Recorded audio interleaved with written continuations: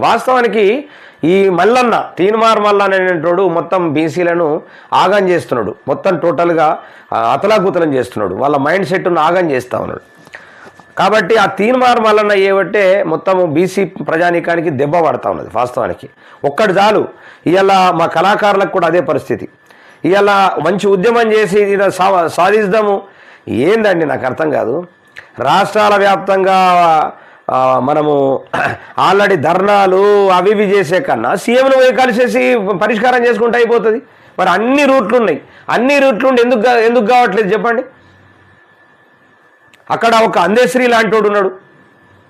కళాకారులకు ఉద్యోగాలు ఇవ్వడం అనేటటువంటిది వీళ్ళకి ఇష్టం లేదు.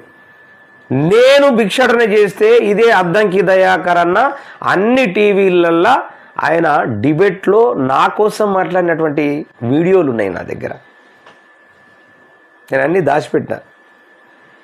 మరి నువ్వు ఆల్రెడీ వేరే ప్రభుత్వం ఉన్నప్పుడు, బీఆర్ఎస్ ప్రభుత్వం ఉన్నప్పుడు నీకు లేచింది అద్దంకి దయాకర్ అన్న. వేరే ప్రభుత్వం ఉన్నప్పుడు గువ్వల బాలరాజు గారితో నువ్వు ఆల్రెడీ కొట్లాట పెట్టుకుంటావు. మరి మీ ప్రభుత్వం వచ్చిన తర్వాత సీఎంతో ఎందుకు కొట్లాట పెట్టుకోవు? ఇదే కళాకారుల కోసం.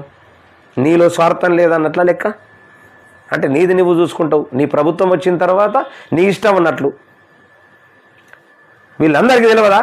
కోదండరాం సార్కు తెలియదా కళాకారుల కోసం? అద్దంకి దయాకరణకు తెలియదా? బెల్లయ్య నాయకుకు తెలియదా? తీన్మార్ మల్లన్నకు తెలియదా? తీన్మార్ మల్లన్న కళాకారులను వాడుకుంటున్నాడు తప్ప కళాకారులకు న్యాయం చేయట్లేదు. అంటే వీళ్ళకు ఉద్యోగాలు వస్తే నాకు దూరం అవుతారు,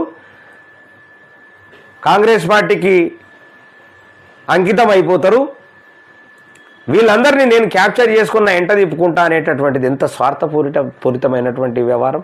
వాళ్ళ జీవితాలతో ఆడుకోవడం. అందులో ఒక్కరు ఇద్దరే బాగుపడతారు ఏదన్నా వీళ్ళు డబ్బులు ఇస్తే ప్రోగ్రామ్స్కు. కానీ మిగతా కళాకారులంతా గోసపడేటటువంటి అవకాశం ఉన్నది. కళాకారులను వాడుకోవడం ఎట్లా అనేటటువంటి ఆలోచిస్తూ ఉన్నారు, కానీ వాళ్ళ బతుకులు ఎట్లా అనేటటువంటి ఆలోచించే దుర్మార్గమైనటువంటి వ్యక్తులు, నాయకులు లేరు.